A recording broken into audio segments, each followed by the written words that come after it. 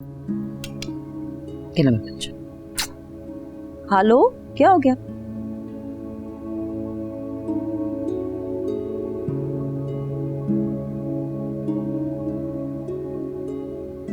क्या हो गया?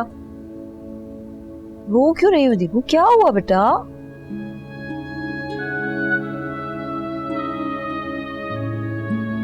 बाबा आप भी हमारे साथ नाश्ता करें ना।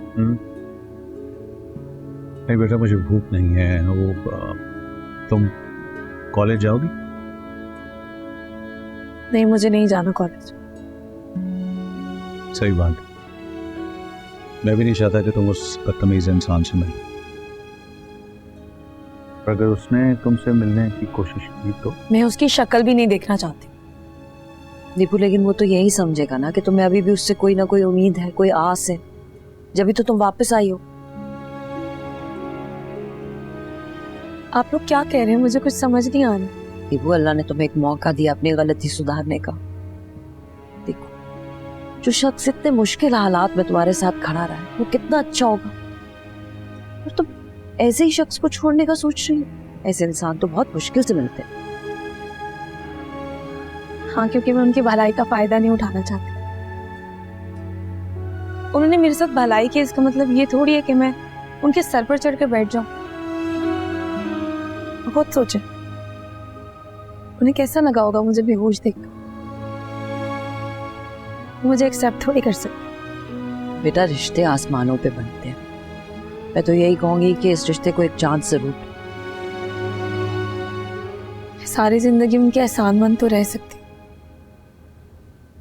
कि बीवी बन के नहीं रह सकती। तुम ऑलरेडी उसकी बीवी हो। अगर तुम्हें हम दोनों का थोड़ा सा भी एहसास है तो तुम्हें अपने घर वापस चला जाना चाहिए। आप लोग समझ क्यों नहीं रहे हैं? उनकी अम्मी ने मुझे जाने के लिए कहा था,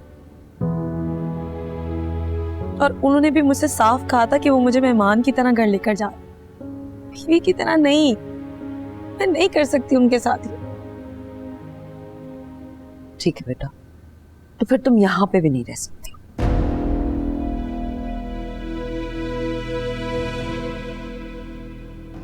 मामा,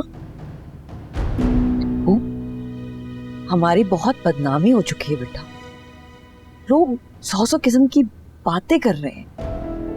कॉलेज तुम वापस जा नहीं सकती हो, कहीं और तुम्हारी शादी अब कैसे होगी, और अगर किसी तरह हो भी गई तो सोचो उन लोगों से कितनी ताने और बातें सुननी पड़ेंगी।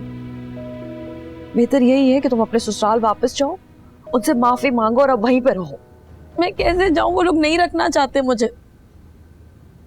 शादी अब ठीक तो कह रही है।